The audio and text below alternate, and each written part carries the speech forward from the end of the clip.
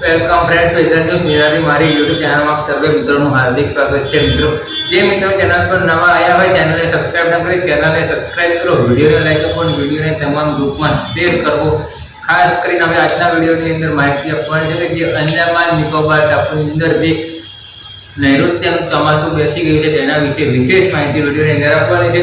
Video છે તે છેલ્લે સુધી જુઓ, સંપૂર્ણ વિડીયો જુઓ અને વિડીયોને લાઈક શેર અને સબસ્ક્રાઇબ જરૂર કરાવી ચેનલને। વાત કરીએ અંદમાન નિકોબાર ટાપુ સુધી જે નૈઋત્યનું ચોમાસું છે પહોંચી ગયું છે। હવે નૈઋત્યનું ચોમાસું છે તે એને અનુકૂળ વાતાવરણ મળી રહ્યું છે, એટલે આ નૈઋત્યનું ચોમાસા અનુકૂળ વાતાવરણ મળી રહ્યું છે, જેના કારણે હવે આ નૈઋત્યનું ચોમાસું કોઈ જગ્યાએ રોકાય તેવી હાલ પૂરતી શક્યતાઓ નથી। નોર્મલી રીતે જે અંદમાન નિકોબાર ટાપુથી હવે ધીરે ધીરે ચોમાસું આગળ વધી રહ્યું છે। હવે ચોમાસું નૈઋત્યનું ચોમાસું કેવી રીતે આગળ વધે છે એ હું થોડીક ડિટેલમાં માહિતી આપું। જેવું કે મિત્રો, જે ચોમાસાનો પ્રારંભ થતો હોય છે અંદમાન નિકોબાર ટાપુ એટલે કે બંગાળની ખાડીમાંથી પ્રારંભ થતો હોય ચોમાસા નૈઋત્યના ચોમાસાનો જે અંદમાન નિકોબાર ટાપુ ઉપર આવશે।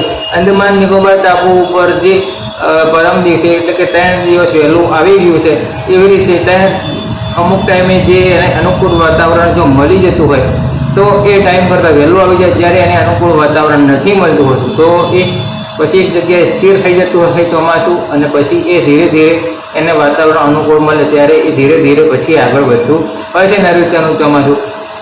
એવી રીતે આ વખતે નૈઋત્યના ચોમાસાને અનુકૂળ વાતાવરણ મળી ગયું છે। જે અનુકૂળ વાતાવરણ મળવાના કારણે ચોમાસું વહેલું અંદમાન નિકોબાર ટાપુ ઉપર પહોંચી ગયું છે, જે 4 દિવસ વહેલું પહોંચી ગયું છે। અને હવે જે નોર્મલી રીતે કેરળની અંદર ચોમાસું પ્રવેશ કરવાની તારીખ હોય છે તે 1 જૂન 2025 એટલે કે જૂન મહિનામાં જ હોય છે। વર્ષની વાત જવા દો, જૂન મહિનામાં જ હોય છે। જૂન મહિનાની અંદર નૈઋત્યનું ચોમાસું કેરળ રાજ્યની અંદર પ્રવેશ કરે છે। કેરળ રાજ્યની અંદર પણ કોઈ ક્રાઇટેરિયા હોય છે એ લોકોના, જે ક્રાઇટેરિયાની થોડીક ડિટેલમાં વાત કરીએ ને કે ક્રાઇટેરિયામાં એ મુજબની ક્રાઇટેરિયા હોય છે કે ચોમાસું કેરળ રાજ્યની અંદર પ્રવેશ કર્યા પછી મેક્સિમમ 90 મિલીમીટર વરસાદ પડવો જોઈએ। આ પહેલો ક્રાઇટેરિયા હોય છે। બીજો ક્રાઇટેરિયા એવો કંઈક ક્રાઇટેરિયા એ લોકોનો બનાવેલો હોય છે, એ ક્રાઇટેરિયા પૂર્ણ થાય પછી એ ચોમાસું નૈઋત્યનું ચોમાસું કેરળ રાજ્યમાં એન્ટ્રી થઈ ગણી શકાય છે। એટલે કેટલાક ક્રાઇટેરિયા હોય છે, પછી જે ક્રાઇટેરિયા એ પૂરો થઈ જાય એ પછી જે ચોમાસું છે કેરળ બહારથી આગળ વધે છે, એટલે કે બહાર નીકળે છે મતલબ કેરળથી આગળ વધે છે। પછી મુંબઈ આવે છે।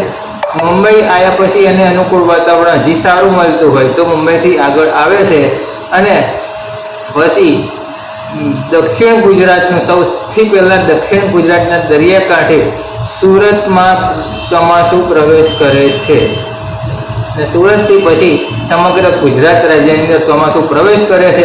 સમગ્ર ગુજરાત રાજ્યની અંદર ચોમાસું પ્રવેશ કર્યા પછી ચોમાસું ધીરે ધીરે આગળ વધે છે, દિલ્હીમાં પ્રવેશ કરે છે। આ રીતે સમગ્ર રાજ્યની અંદર ચોમાસું પ્રવેશ કર્યા પછી ચોમાસું જે છે તે સમગ્ર દેશમાં એન્ટ્રી કરતું હોય છે। એટલે એક આ પ્રકારની આખી સિસ્ટમ રચાતી હોય છે। આવી રીતે જે નૈઋત્યનું ચોમાસું છે તે આગળ વધતું હોય છે, જે આ વિડીયોને ટૂંકમાં માહિતી આપી। વાત કરીએ હવે અરબી સમુદ્રની અંદર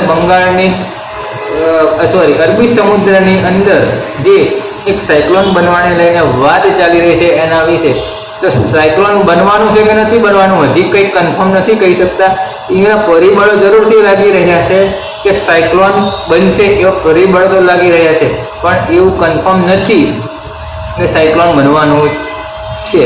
એ જે પણ બી પરિબળો લાગી રહ્યા છે એના પરથી એવું લાગી રહ્યું છે કે સાયક્લોન બનશે, પણ સાયક્લોન મોટું નહીં હોય, નાનું સાયક્લોન બનશે, જેમાં તીવ્રતા બહુ નહીં હોય, બહુ ઝડપથી આગળ નહીં વધી શકે, કે ગુજરાત રાજ્ય નજીક આવતા એ સાયક્લોન વિખરાઈ જાય, કે પછી એવું બને કે સમુદ્રની બહાર જ ના આવે ને અંદર જ ફરતા એ વિખરાઈ જાય, એવું પણ બને।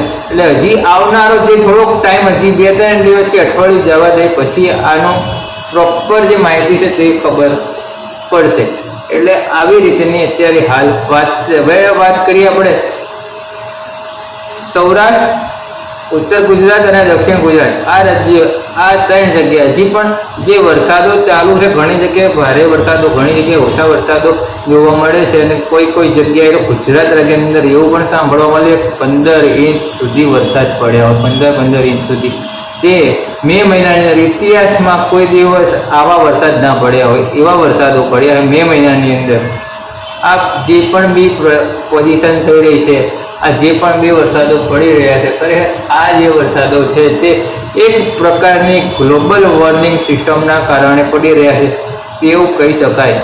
તો એમાં કોઈ ખોટું નથી, કારણ કે ગરમીનું પ્રમાણ વધી રહ્યું છે અને ગરમીનું પ્રમાણ વધવાના કારણે દરિયાનું જે પાણી છે તે વધી વરાળ બને, વાદળ બને, પછી આપણા તે વાદળ સાયક્લોનિક સર્ક્યુલેશનમાં કે વાવાઝોડાના સ્વરૂપમાં આવતા હોય છે. આ રીતે આખી સિસ્ટમ રચાતી હોય છે. આ સિસ્ટમ જેમ ગરમી વધારે પડે એમ વધારે બનતી હોય છે, એટલે આવી રીતે સિસ્ટમ રચાતી હોય છે.